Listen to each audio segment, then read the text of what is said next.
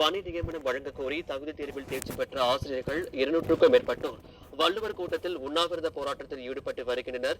இது குறித்து கூடுதல் விவரங்களுடன் செய்தியாளர் சுபாஷிடம் கேட்கலாம். வணக்கம் சுபாஷ், விவரங்களை பதிவு செய்யலாம். வணக்கம் பாலாஜி. ஆட்சிக்கு ஒரு வருடம் ஆன போதிலும் திமுக பல வாக்குறுதிகளை நிறைவேற்றாமல் தமிழக மக்களை ஏமாற்றி வருகிறது. திமுக தேர்தல் அறிக்கை 177 குறிப்பிட்டபடி ஆசிரியர் தகுதி தேர்வில் தேர்ச்சி பெற்ற ஆசிரியர்களுக்கு பணி நியமனம் வழங்க கோரி தகுதி தேர்வில் தேர்ச்சி பெற்ற ஆசிரியர்கள் 200க்கும் மேற்பட்டோர் வள்ளுவர் கோட்டத்தில் தற்போது உண்ணாவிரத போராட்டத்தில் ஈடுபட்டு வருகின்றனர். ஆட்சிக்கு வருவதற்கு முன்பு 2013ஆம் ஆண்டிலிருந்து ஆசிரியர் தகுதி தேர்வில் தேர்ச்சி பெற்ற அனைவருக்கும் பணி நியமனம் வழங்குகிறேன் என்று கூறிவிட்டு தற்போது திமுக அரசு எங்களை ஏமாற்றி வருகிறது என்று கூறி ஆசிரியர்கள் வள்ளுவர் கோட்டத்தில் உண்ணாவிரத போராட்டத்தில் ஈடுபட்டு வருகின்றனர். 25,000க்கும் மேற்பட்ட தகுதி தேர்வில் தேர்ச்சி பெற்ற ஆசிரியர்களுக்கு இன்னும் பணி நியமனம் வழங்கப்படவில்லை.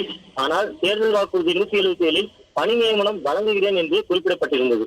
ஏற்கனவே நிறைய காலி பணியிடங்கள் இருந்தும் அதை நிரப்பவில்லை. இந்நிலையில் தற்போது காலி பணியிடங்களை குறைப்பதற்காக எல்கேஜி யூகேஜி வகுப்புகளை மூடிவிட்டு அதில் பணிபுரிந்த ஆசிரியர்களை தொடக்கநிலை பள்ளிகளுக்கும் நடுநிலை பள்ளிகளுக்கும் மாற்றி வருகின்றனர்.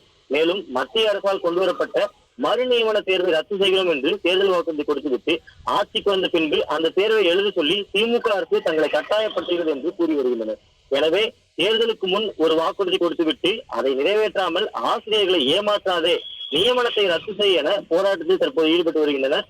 மேலும் தற்போது உண்ணாவிரத போராட்டத்தில் நிறைவேற்று தேர்தல் வாக்குறுதியை நிறைவேற்றி ஓட்டு போட்டோம் உங்களுக்கு, உண்ணாவிரதம் எங்களுக்கா போன்ற கோஷங்களை எழுப்பி வருகின்றனர். பாலாஜி.